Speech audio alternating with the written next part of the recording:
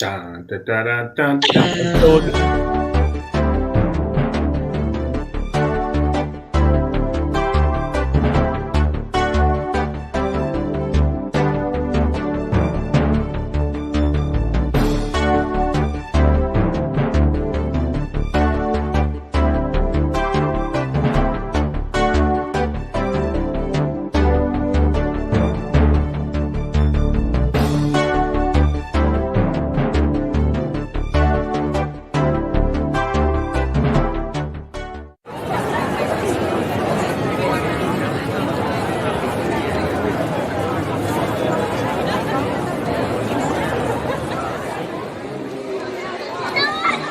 It's on! It's on. It's Am I starting? on! Wait, am I starting this time? You said you were getting. I thought you were starting. Totally I'll thought just you were play it. starting. I'll just play it. I'm good. Hello, everyone. Welcome to today's edition of Disney Parks Talk Live, the show in which we talk about the week in Disney theme parks, which today will feature mostly Universal Studios. Over there to my left is my wife, the prettiest woman on the internet, Rebecca Mosley. Oh, you're very sweet. Thank you, honey. Down there in the lower right corner is Mike Celestino, the hairiest man on the internet. That is probably true. Ew. And down below me, representing the East Coast, the one, the only 6'1", 200 pounds, the sexiest man on the internet, Jeremiah Good. I haven't gotten any emails yet. I'm still waiting, Doobie. My name is Doobie Mosley, co-founder of Laughing Place. We are live right now as we do this show. So if you have any questions about the week in theme parks or any comments you want to give us, if you have any opinions on the scoop on poop, just pop them in the comments. We will do our best to accommodate. The big news this past week, I believe, is the reopening of major theme parks in Southern California. Of course, Disneyland is reopening on April 30th, and I believe the ticket acquisition experience was quite smooth. We will get to that a little bit later in the show, but let's start off with Universal Studios, which opened last Friday. Our very own Mike Celestino was there on opening day. We did an amazing live stream. He has so many awesome videos, but now finally we get to hear from him firsthand. Mike, tell us about it. You know what? I had a great day at Universal Studios Hollywood. I really enjoyed myself. Other than the water thing, which we covered on the live stream, they do not have any water fountains available, which is frustrating. But the new stuff, the stuff that got added in the downtime, has it's like bumped up the park a full letter grade in my book. I think From like a C plus to a B plus. that echo wasn't there during rehearsals. It's still there. I know. Wow, it's there too for me. Hello! It's on Mike. I believe it's on Mike's end. Let's make sure. Is it there now? Yeah. Mike's got an echo. Oh, lovely. Echo! No, I still hear it from you, dude. When I mute Mike, you hear this? You hear an echo? No, I don't hear it now. No, it's Mike. Well, No, Sorry, what's happening? Shut up. so whenever we speak, Mike, there's an echo. Oh, it's gone. Nope, it's still there. Because the echo cancellation is not doing its job. But you have headphones on, Mike. I do have headphones on. Are you hearing us in them? Yes. Interesting. All right. Let's let you do a lot of the talking right now as you continue your talking about Universal Studios. Can you talk now? Can you hear me now? Yeah, I hear you through the headphones. That is bizarre. This all be worked out. This is just the rehearsal, right? All right. So StreamYard does a good job of echo cancellation. It'll go away. Mike Celestino, what was it like to walk into Universal Studios that first time, your first revisit to a theme park that's not just like a simple amusement park?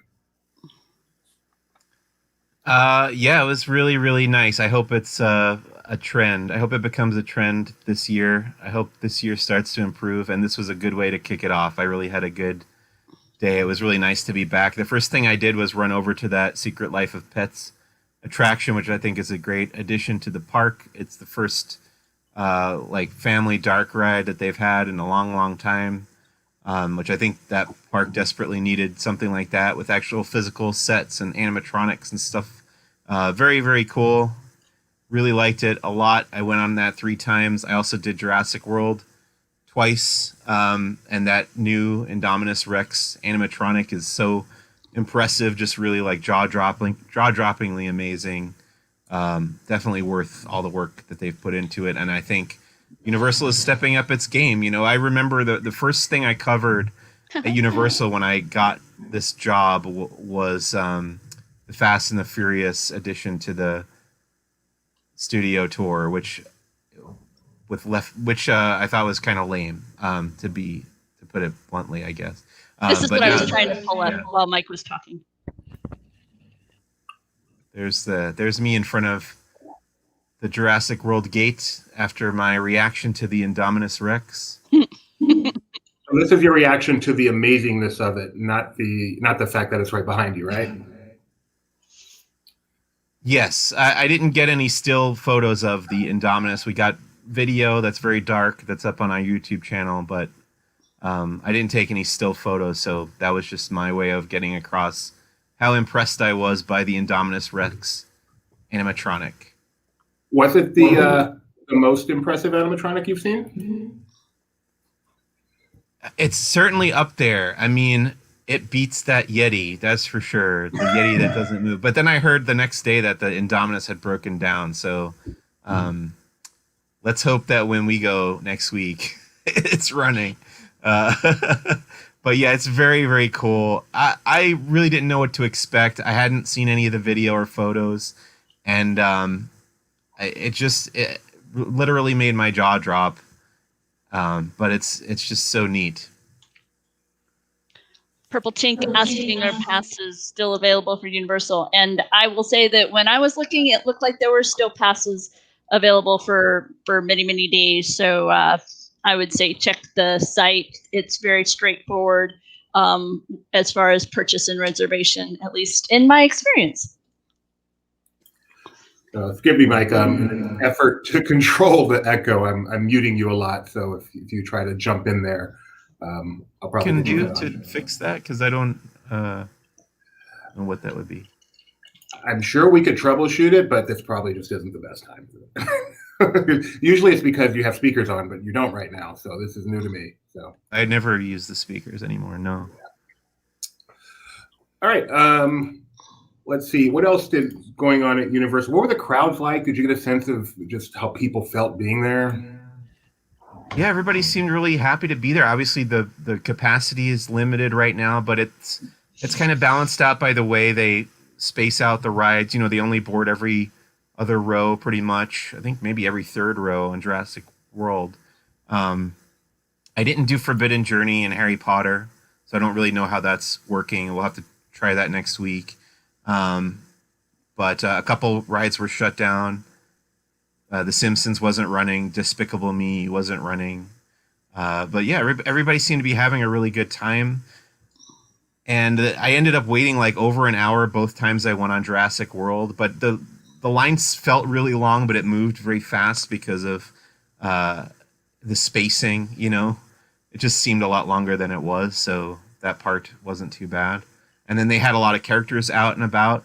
I did the studio tour there, but we saw Hello Kitty, Marilyn Monroe. There's Optimus Prime. We saw Frankenstein, the Minions. We talked with Donkey by the Dreamworks Theater. Did he say hi to Doobie? Sorry about that. That was a highlight.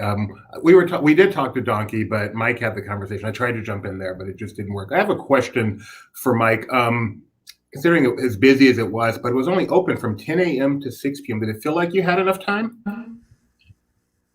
Well, I wish I could have done the other attractions that I didn't do. The Harry Potter stuff would have been fun. I didn't do the Mummy or Transformers either, but I spent a lot of that time like tweeting and doing the live stream with you. So, and I also didn't have a express pass ticket or anything. So I think if I wasn't working, I probably would have been able to get through most of it. I mean, an extra hour or two couldn't have hurt. And they did open the park like 40 minutes early that morning. We got in at like 9:20. It was supposed to open at 10. Have you been back yet? No, going back the 29th.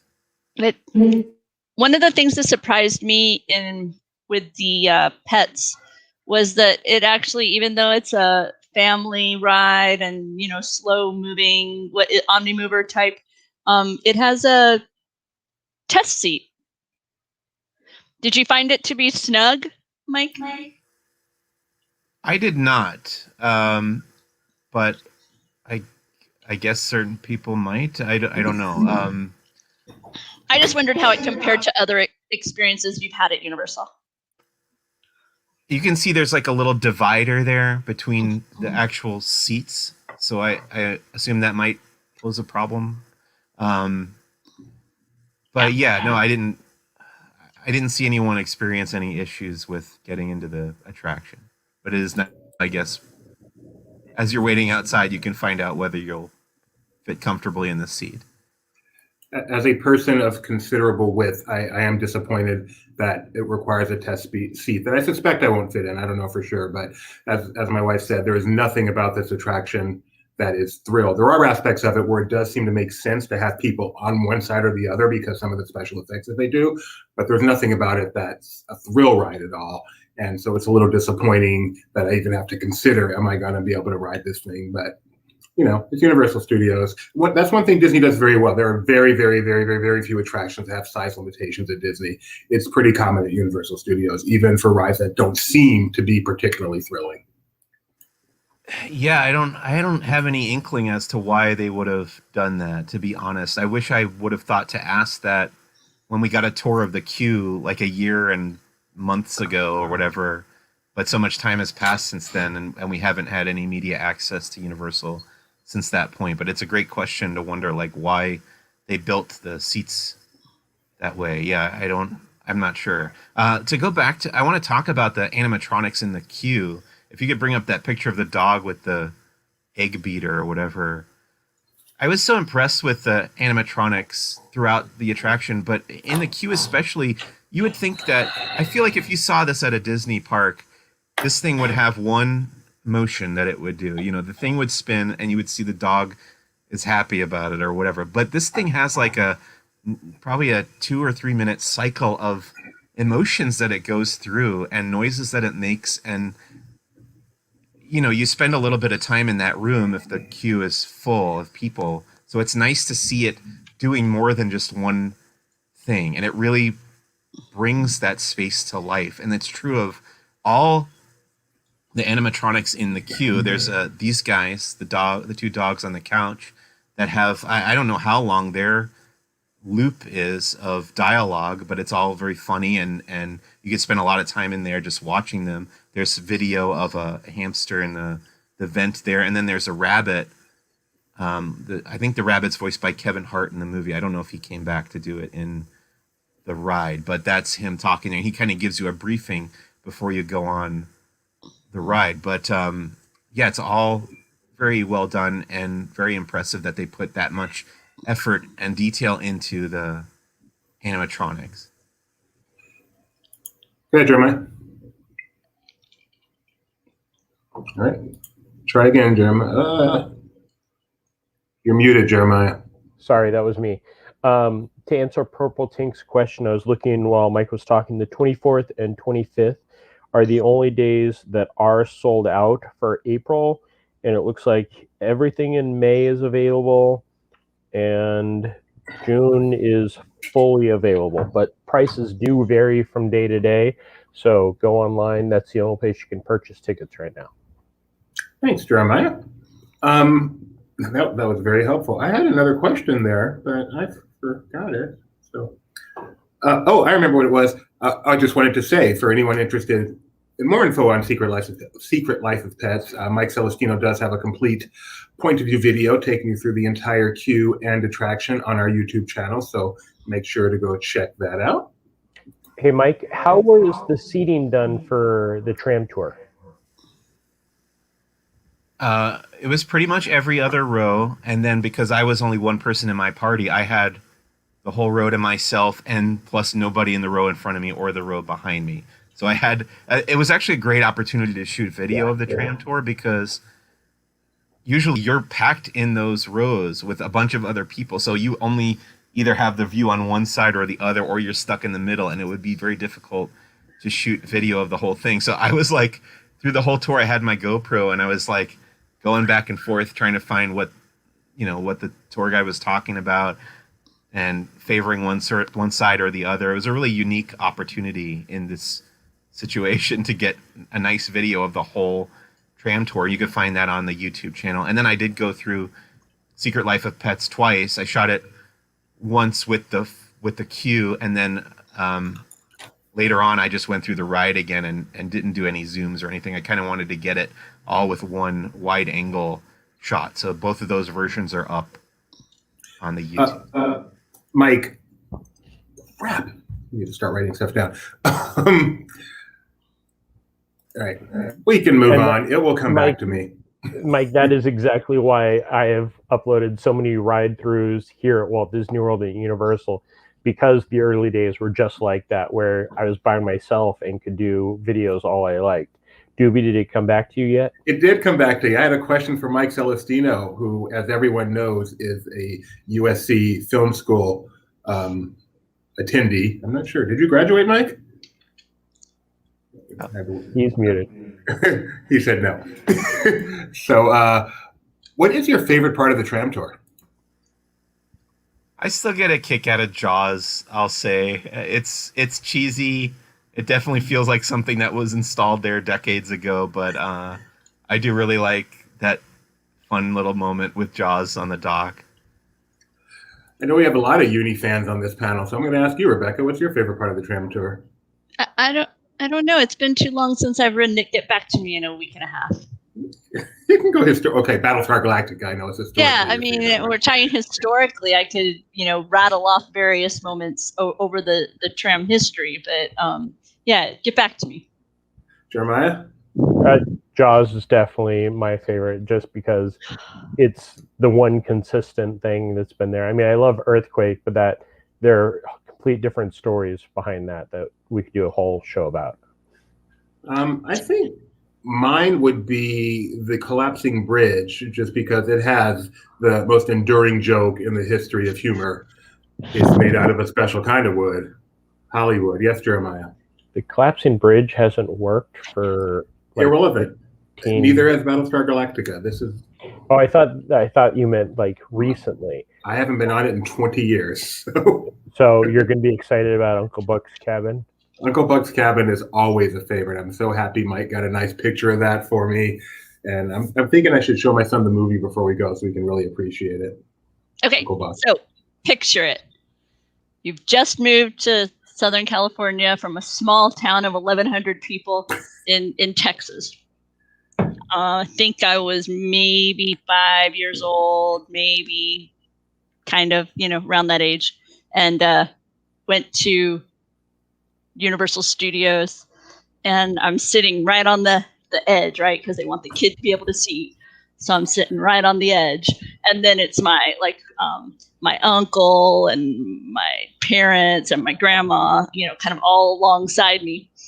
And we hit this part of the tour, and they all tell the story that I levitated. I was on this side of the tram, and the next thing they knew, I was on the other side of the tram when this sequence happened. They're still not quite sure how I did it, and I will kid you not, I do not have nightmares of sharks. I have nightmares of mechanical sharks. It was many, many decades later until I stopped having nightmares of being trapped in mechanical sharks, getting my foot stuck in a mechanical shark, being drowned by a mechanical shark. Why was I in a place with a mechanical shark? I cannot tell you, but this is what Universal Studios Hollywood did to me. That's a legit scary part of the attraction. I mean, when that thing comes out of the water with those giant teeth, it's not very far away from you. It's legit scary. Yes, Mike. So different. Am I misremembering, or was there ever a point where the tram itself would tilt toward the shark? Yeah, sure. The entire tram. thing, when the dock goes, the tram tilts. Mm-hmm. It may not be working right now. It's been a few months since that they had it all working. Yeah, Yeah, I don't feel like that was happening. There was a went on pier it. that came like perpendicular out of the That happened. out of the tram, and then that would get pulled out by Jaws. And when that would happen, you would dip towards it. Yeah, I don't think the tilt happened. There we go. But sorry, the dock happened, but I don't think I got the tilt. Dewey, are you okay? Are you experiencing the big one? I am ecstatic because whatever Mike's issue was has been resolved, so I can stop. Is playing the mute George? button. Do we get to Don't talk touch to it. George? I switched George microphones, isn't but I there don't understand anymore. why that would work. It did, though. It did. Yeah, is George still a part of it? No, it's the boat, but there is a diver. There's no George with he goes under and the little blood bubbles up? But blood still bubbles up. There is a diver. He still had guts, and there they are. And most importantly, do they still make mention and play the music for Cabot Cove when they go there? Aw. What's Cabot Cove? Oh, goodness. Wow. Oh, I'm Is so that old. Murder, She Wrote? Yes. Okay. Yes. Yeah, No, they played the Jaws music. I don't think They they always- even mentioned Murder, She Wrote, but you can check the video. That's one of those things that happens for a little while, then stops happening. It just depends on which tour guide you have. Some of the tour guides still love that Murder, She Wrote was filmed there. Some don't care, and they get to select which video plays. That's why sometimes you'll get the great Alfred Hitchcock montage that nobody knows anything about, or you'll hear all about Mr. Potato Head and Hasbro Productions. Did you used to be a tour guide, Jeremiah? I was a supervisor for it. So no is the answer. I was just happy that my tour guide mentioned the burbs. Usually it's just Desperate Housewives when you go onto that suburban... But did they talk about Munsters and Animal House? No, because they're not 100. Animal House, yes. I don't think The they Burbs? mentioned the Munster. I'm sorry, the Burbs is... Munsters. Come on. It's not even a color. Yeah, but the Munsters was on TV. The Burbs was a failed movie that few of us ever saw. Anyway, This is moving right along. This is Super Nintendo World. I'm excited. It's coming along. So real quick, I know a lot of Florida people listen to this, watch this show. What are the attractions, the major attractions in California's Universal? Waterworld's number one. You want me to go through them all? They have the DreamWorks Theater now, which has a Kung Fu Panda show. You got Secret Life of Pets, Despicable Me, Harry Potter and the Forbidden Journey, Harry Potter and the Flight of the Gryffindor. What is that called? Flight of the Hippogriff. Hippogriff. Yeah, my kind of guy. The Simpsons, the Studio Tour, Jurassic World, which used to be Jurassic Park, The Mummy, which used to be E.T., Transformers, which used to be Backdraft, and that's it right now until we get Super Nintendo. Wait, I'm asking a question. If you could bring back any classic Universal Hollywood attraction, skipping the tram tour, like other things that have been around, not tram tour elements. Back to the Future. But what would you bring back? I can understand Back to the Future being a popular choice. I enjoyed that ride, but I would pick E.T. I would rather have that back. What would you pick? I know Doobie doesn't agree with me. E.T. is so bad. So skipping all aspects of the tram tour. We'll have to do that with Celestino in Florida someday. E.T. You said skipping all aspects of the tram tour, right? Yeah. Nothing from the time you step aboard the tour till you get off. So other elements of your Universal experience that you would want to have back. I know what mine is. I'm giving honorable mentions to Meeting Kit and Conan the Barbarian. And as much as I like Waterworld, I would say Miami Vice Show. Really? Yeah, I actually would say if I could pick one thing, the A-Team stunt show was probably one of the best overall stunt shows. It was great too. I like Miami Vice a little better. Y'all are wrong. The answer is Conan the Barbarian show. Honorable mention? No, that's the only right answer. By the order of Grayskull. You know what? That would be He-Man. No, You're the so Screen Test serious? Comedy Theater. Yes. There's no by the order of Grayskull encoded. The Screen Test Comedy Theater was a great thing, and you can view a video of that on our YouTube channel.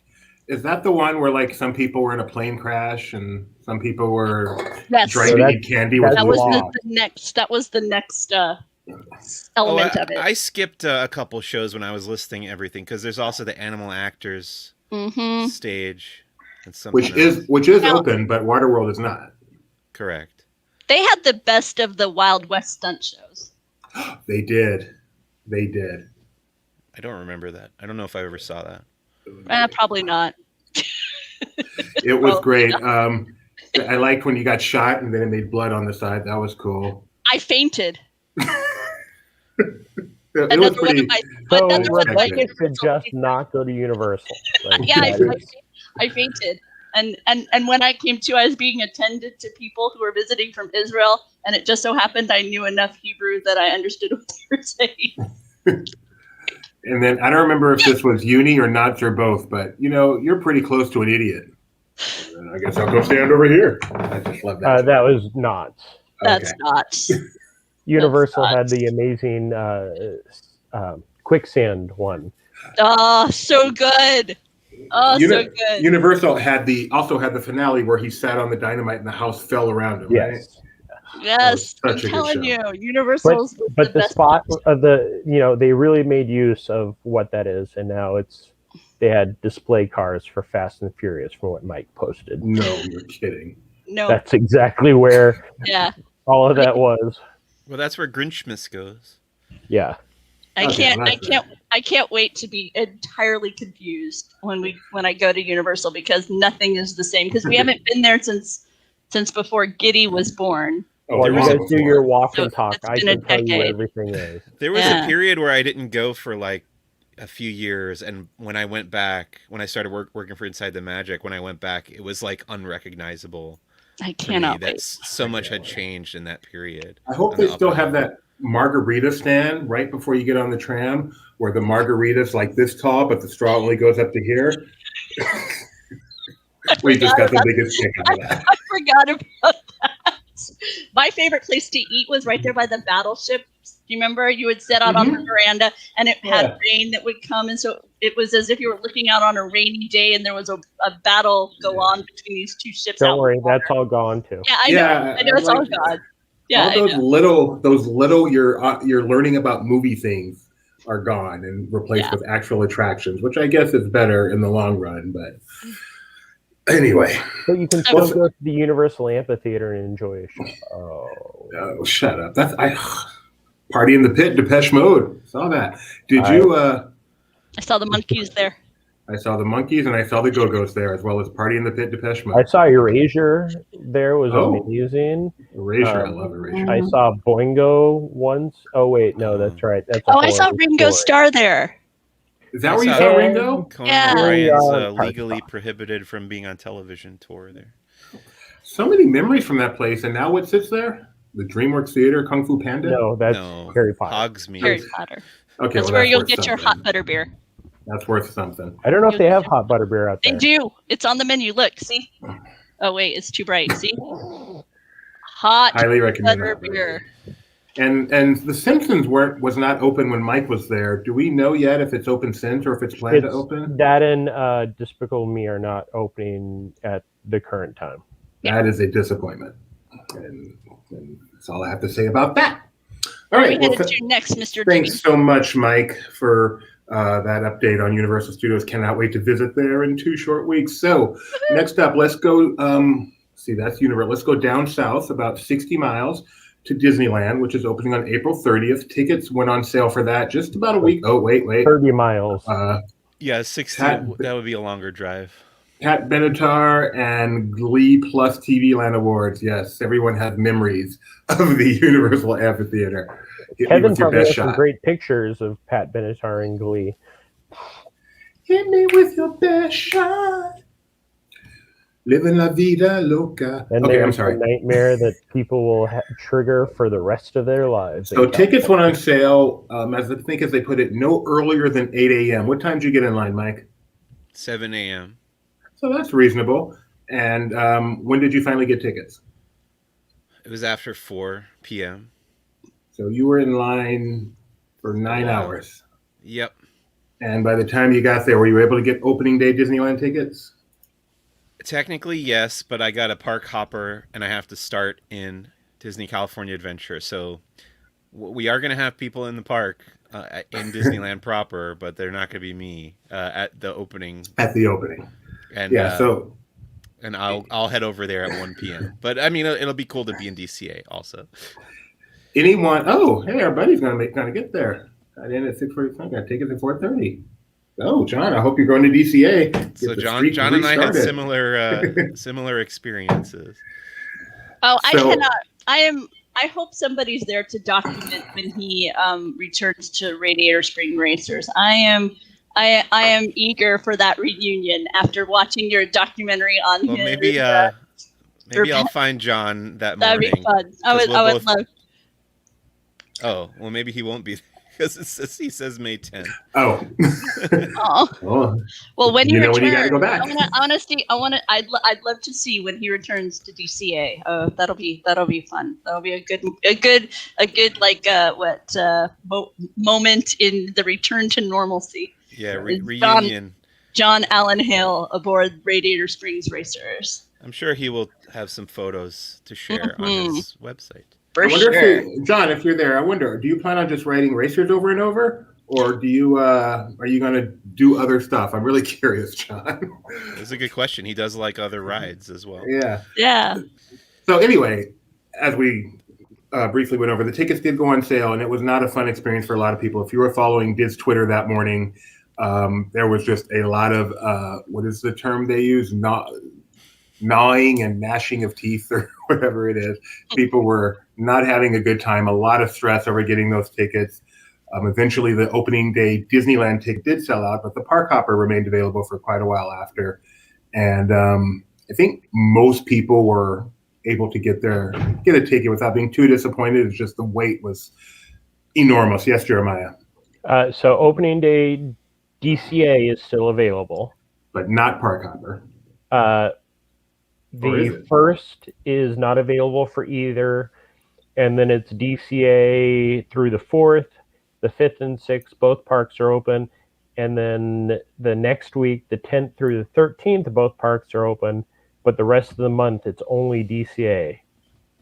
So people definitely booked up Disneyland right away to go in there so they can enjoy it. But if you click on the park hopper tab, a lot of those DC only tickets are still available as park hopper tickets.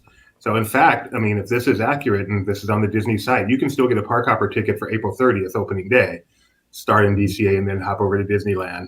But we don't know what that means yet. We don't know what that means. All we know is what Disney's website says. What do you mean we don't know what that means? Disney's website says guests with a park hopper ticket will select the first theme park they wish to visit to begin the day. Then they can visit the other park later that day after 1 p.m. It says that without caveat on the Disneyland official website. Right. No, I know, but we don't know how that will be experienced yet. That's true. That's all I mean. If it comes to the point where I can't get into that park, don't they owe me like $50 or something? Yeah, that's why I don't assume that that's the case. I'm just curious to see how it will be experienced. That was one of the concerns of when the park hopping opened out here, and nobody, after one, there hasn't been a problem at all. I think during the Christmas time, Hollywood Studios wasn't available for park hopping, but that was about it. Yeah.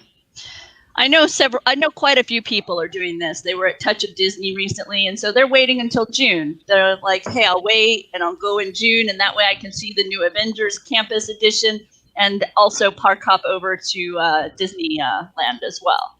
And I believe there's a lot of that happening. I believe that is the only DCA day to be sold out is June 4th. Yeah. Which is the opening day of Avengers Campus. Are you surprised given the limited capacity? May 1st is also, I'm sorry. No, it's okay. Are you surprised given the limited capacity with the few sold out that we're seeing? I mean, there's so many caveats on it, right? It's limited capacity. Is it 25% still? No, Or I is think it it's 30? 35. I think it went to 35, okay. 35. And then a lot of restaurants are not open, and quite a few attractions are not going to be open with it. And you don't have fireworks, and there's many of these elements of a Disney experience that aren't going to be there. But with all that, given that it hasn't been open for a year, are you surprised that we aren't seeing more sold out dates, or is it about what you anticipated? I'm actually surprised that there are that many sold out Disneyland dates, because as an annual pass holder and a longtime Disneyland goer, one of my good friends is like, I'm not going to buy a ticket because I'm not going to pay for a full day when normally I would go there for dinner like you guys used to, or, but the people that are, apparently there's enough diehard people that really want to experience the new Snow White attraction. I think one of the things we're all going to be surprised by is just how many people 35% is. It's not 35% of your average day at Disneyland. It's 35% of capacity. So it's quite a few people, and it's 2 parks. So, I don't expect it to feel like an E-Ride night when we're there. I expect it to feel pretty busy. But yeah, I'm actually surprised that there's as much availability as there is. I thought it would have gone a little bit faster. Especially that I'm shocked that you can still buy even a DCA ticket to opening day. I mean, if I were down there, I just want to get to the theme park. I don't care how. I think Mike froze. I think we're going to be amazed at what a difference having no annual pass holders makes to the Disneyland Resort. Okay. That's my takeaway from this. So then my second question is, knowing that they've sunsetted the pass holder program and that they're going to be reintroducing a membership program, and people seem to be theorizing that this membership program will perhaps have, reservation elements to it and this kind of thing. Were you surprised at how challenging it was for people to purchase tickets? No, because I think that is on Disneyland, and given their history with stuff like this, I think that is their issue more than anything else. And you can go purchase tickets right now, no problem. I mean, they're just not set up to handle massive numbers. Yeah. And everyone wanted to try to get it, and no one wanted to take a chance on it not being available the next day. As it turns out, a lot of it was available the next day. You can still buy a park hopper ticket for opening day right now, but no one wanted to take a chance, and Disneyland, as we've seen with all kinds of releases, just doesn't handle numbers like that. Mm-hmm. And I had friends and family that were like, I need to buy a ticket for, some random day in May.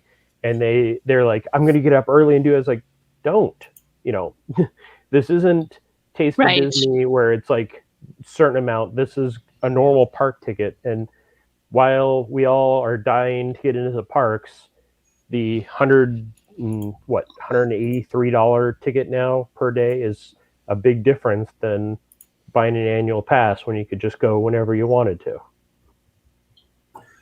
John Hill, I don't know if we caught this, will be telling us that he will be doing Racers and Guardians.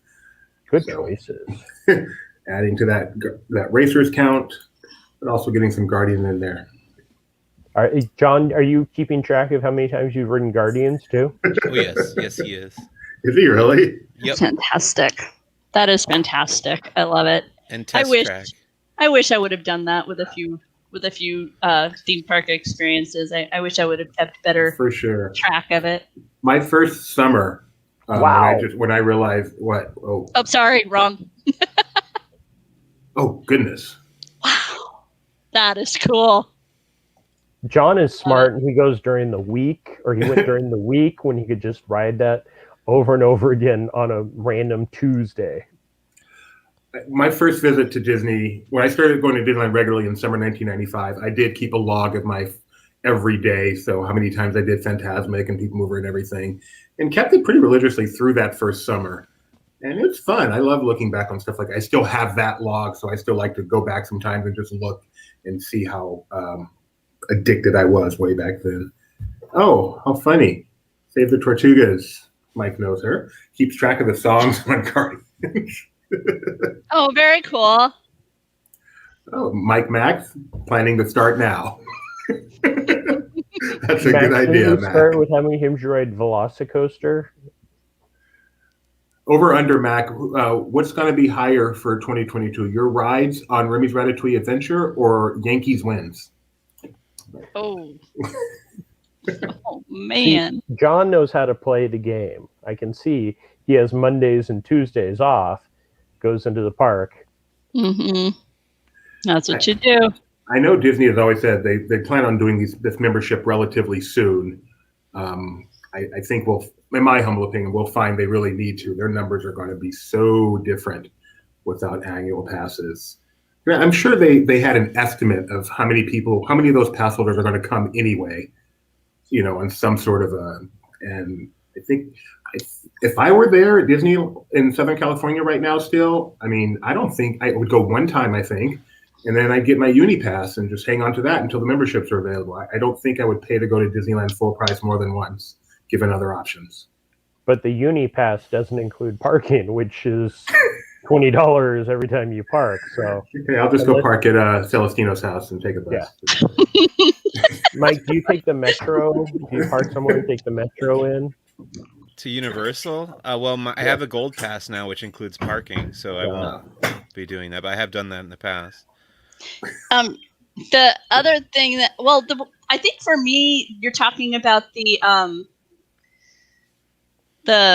Disneyland tickets and stuff. I think for me, if I knew for sure when annual passes were gonna, like, this membership program was coming, then I would plan. But since I'm not sure when it's coming, I'm scared to kind of invest in ticket purchases until I know about it. Does that make sense? Because I know how much I pay for my AP, and then I could instead invest in, a reasonable amount of trips. But right now I'm like, well, but I don't know how much they're going to want or what's, coming. And I want to be ready for it when it gets here. So it's like this odd scenario regarding my fun money budget.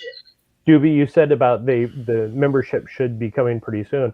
We're over a year here we're going on a year at Disney World in July, and they still haven't reopened the annual pass sales here. So, and I guess the membership, I don't know. I was saying I guess the membership necessarily won't come until everything's back to normal. But Disney World, even though they haven't reopened sales, they have kept up with renewals and they have existing people. Disneyland canceled everybody. Mike, you don't exist anymore, so that's a much smaller market to pull from. Yeah. Now, I will say that I have 4 reservations right now to go to Disneyland. The first is opening day. I'll be covering for Laughing Place, of course, and then on June 4th, I'll be there for the opening of Avengers Campus to cover again for the site. And then I've been so desperate to go to Disneyland that I had to get a date for each park for my wife and I just to go and enjoy on our own. Wonderful. So we did that in June. Yeah. Can you tell us those dates so we can bug you? No. Well, it's after Avengers Campus opened because we wanted to check that out on our own as well. So, it'll actually be the first time I've done a park like that in a long time without having to worry about tweeting and stuff. So I'm really looking forward to it. Well, to make it even better, Barb has some advice for you. Go ahead, Rebecca. Oh, she wants to rave about the amazing CM she had at Lamplight because she is now going to the parks with specific food restrictions, a lot of them. And apparently Chef Bobby came out, made some special sauces for the potato skins. So that way she was still able to enjoy the potato skins at Lamplight, even with these new food restrictions she's experiencing. And she's raving about them, saying they were amazing. So I love the way that Disney makes the magic that way. John Allen Hale saying, I got 5 tickets, all DCA, 2 in May, 3 in June after Avengers opens. So there you go. We haven't booked our Avengers trip yet. We'll need to figure that one out. All I want to see is a flying, what is he? The Stuntronic. Yes, the Stuntronic. The Stuntronic. But Doobie, you definitely want to go to the what is it? The PIM Cafe? The PIM, I believe it's the PIM Cafe. The That PIM is correct. Cafe. Next show, I'm wearing my hat. Got the cane. All right. Anything? Do you have the Snow White? Let's check out the Snow White poster if you have that available. I did a minute ago. I am truly excited. Maybe I'm the only person. I am truly excited about this new reimagining of Snow White's Scary Adventure. No, I'm Yes. excited for it. Kim Irvine was in charge of it, so her track record is pretty spotless for me. So Yeah. I'm far more excited about this than whatever they're doing to. no, I'm sorry. Haunted Max Mansion. pointed out the proper name is the Pimp. I mean the Pim Test Kitchen. Pim The Test Pim Kitchen. Thank you, Mac. Test Kitchen. Thank you, Huggy Bear. What? Any Starsky and Hutch fans here get that reference at all? Oh No. yeah. Thank you, Jeremiah. We are There we go. I'm looking forward to that. Brothers. Although that poster is not inspiring to me. No, Really? No. to me that doesn't fit the attraction poster make. Wow. What This is about you, 3D, Mike G? right? Something about the title looks off center to me, and it's probably not, but No, it is. The W is almost in the center where it should be the space that's in the center. yeah. Even without the letter count, it should still be the spaces in the center because that's visually where it should Right. be. Yeah, that must be what's bothering me about it. I just don't like the style. It looks like it's computer, and Snow White is not. And attraction posters usually aren't really either. Wow, that was a lot of the complaints I saw on my Facebook when I shared it, and I didn't even blink an eye. The centering You know or the what? computer? None of that. None of that bothered me. The first thing I noticed was, look, my favorite Disney character Snow White? made it to a poster. No, right here. The bird? The chubby bluebirds. These are my favorite Disney character. Aw. The chubby bluebirds, and they are now on a poster, and so I was happy. So y'all can rain on the parade all you want, but I was happy. Not The really. bluebird's going to be on your shoulder, a chubby Uh-huh. one. I like the chubby. When she's sitting there and like the little bird comes in. Terrible. Hey, over at Animal Kingdom, they're getting ready for Earth Day. Jeremiah shared some of the fun. He shared the right. Yes, yeah. Okay. The Secret of Wales, that sand sculpture is amazing. I was able to actually sit and watch those guys work on it some, and they finished it already. Like they go back each week and touch it up, which is something nice. Because I know in the past some of the sand sculptures they did, and they just kind of like sprayed it down so everything froze. But this is actually live, so they update it. And yeah, yesterday I visited Animal Kingdom to take a look at that. It has some of the way too much. Oh, Wow. it's a strawberry cupcake. It is very good, and I enjoyed this. Loved it. And then the next one. Looks so flamboyant. I don't Oh. have the turtle. Okay, do you have the drink? I have a green The- drink. The Loggerhead, which is like, it's very good. But it's pure sugar. Like, and the stuff around the edge is sugar. So I had those two for lunch, and then I had the turtle cupcake, which is a gingerbread cupcake with key lime center. And by the time I finished that, I was trying to just walk out of Disney's Animal Kingdom, but I felt like I was a little, I needed the cane right then, Doobie, for the walk. There's the special Earth Day Wilderness Explorer badge you can get after you ride the train out to the conservation station, and the cast member tells you all about the local U.S. parks. And these are guests learning how to draw Shere Khan.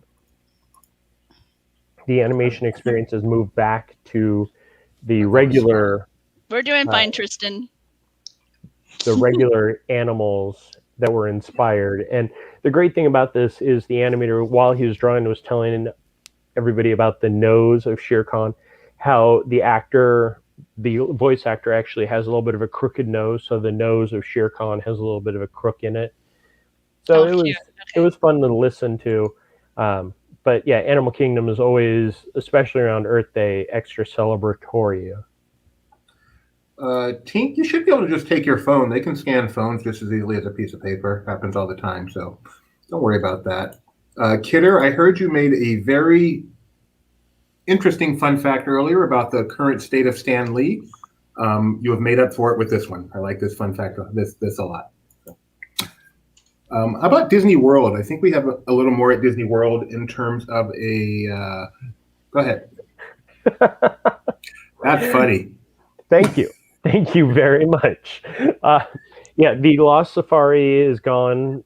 Well, I shouldn't say gone. Much like Trader Sam has been removed at this time. We know that definitely that is coming back. We don't know the current status of Trader Sam, but yeah, they took out the Lost Safari, so you have a very angry rhino looking at boxes, and the hyenas are very close, laughing at it.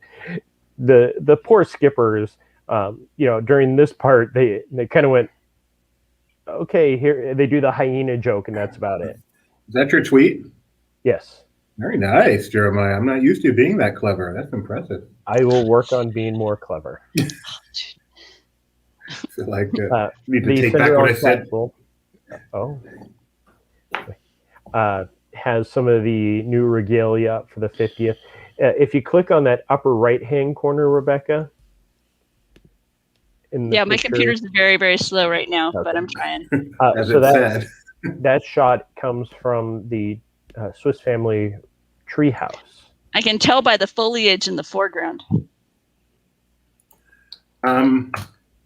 Jeremiah, do you have pictures of the pop-up shop yet? No, have not made it over there yet. Wait, okay. Which one? The DCL. The DCL one. Yeah. Hang on, I do. Okay. If your computer, I was going to show that other picture if you weren't. Go ahead, because my computer is like slow as molasses right now. Yeah. Molasses. Oh. I love molasses. I need more molasses in my life. I did learn the hard way that you don't need that much molasses in your item. All right. So eating a spoonful of molasses is like eating a spoonful of cinnamon. You know what? I feel like we're grinding to a halt here as my computer is now messing up too. Oh, is it really? How's your computer doing, Mike? Mine's back to normal, but I'm not going to touch it. Oh, mine's okay. Fine. Well, I had an internet hiccup, but I'm good now. Well, in the meantime, hey, I can share this with everybody while we wait for my computer to be more normal. Jeremiah was able to find some. That's weird. It's not even on my screen. How funny. Was able to find some new keychains. Yep, keychains. Yes.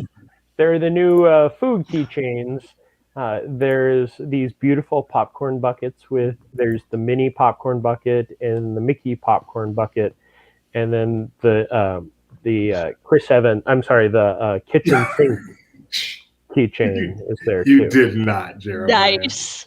Wait. Here it is. Have you seen this one Evans. Yet? No, from that angle, it's really nice. Yeah, it's a different kind of keychain than we're used to seeing. They're really nice keychains too. They're heavy. It's definitely not a put it in your pocket keychain. I've got the pop-up shop if you want. Okay, go ahead. It's coming. There it is. So you haven't visited Jeremiah, you said? I have not gotten a chance to, and I'm actually kind of not wanting to because thanks to you guys, I definitely have picked up on the cruise line addiction. I want so much of this merchandise. So over at the Co-op at Disney Springs, they have a pop-up shop for the Disney Cruise Line, presumably for a lot of the merch that is not being sold on the ships right now. And my wife got some cruise line merch when we were there a couple weeks ago, and I love it. So I do want to buy that boat. Some more. Nice. I want the mug, the smokestack mug. I haven't bought one yet from our trips, and I want to do that. I was actually debating getting an underseater cruise line I saw on online. I was thinking about buying that, so we shall see if I end up doing that or not. And in related cruise line news, two things. Disney has announced that Disney Magic sailings through October 9th have been canceled, and they're rolling cancellations. But you can tell we're getting closer. We're getting closer to my 11th cruise, when I'm finally cruising at platinum level and cannot wait. Mike Mack appreciated that too. And also, the Disney Wish will have an official unveiling on April 29th. That's been announced all over the place. It'll be on the Disney Parks blog, 11 a.m. Eastern, 10 a.m. Pacific on the Disney Parks blog. Will be a special half-hour virtual 11 a.m. Eastern, 8 a.m. Pacific. How about that? That would make sense. 11 a.m. Eastern, 8 a.m. Pacific. Would not You work. said 10 a.m. I know what I said. Pacific. I was like, oh, sorry, I'll talk to you on Slack about that. We got slack for that. Thank you. Thank you. I bring back what I called you earlier. And that will be... If you missed it, that was a walk and talk gem. That will be on the Disney Parks blog. Mac is now out of the top 4. Yeah. Mac is he's on the edge there. I'm not so sure about that guy. So looking forward to the Disney Wish a lot. 5th cruise ship. Cannot wait to see what Disney's got in store. That is some really, really exciting news. So can't wait. What else, Rebecca? Anything else we need to cover? I really want you to pull up because I can't on my machine. Sure, what? But I'm not sure you can either. What is it? The video of Tokyo. They released more information. Did I totally lose you guys now? Oh, no, my screen all went black.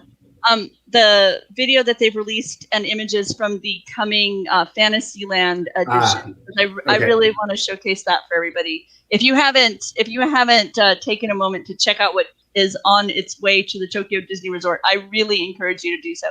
They've released a couple of videos. I know Laughing Place has put up an article, and they've released a couple of videos just kind of doing an aerial take you through the models that they do for when they do these land developments. But Fantasy Springs, it's a region coming to a protocol coming to Tokyo Disney Sea, celebrating Frozen, Tangled, Peter Pan, and some of the imagery is just really remarkable. It is everything I had hoped that Fantasyland would be and isn't quite.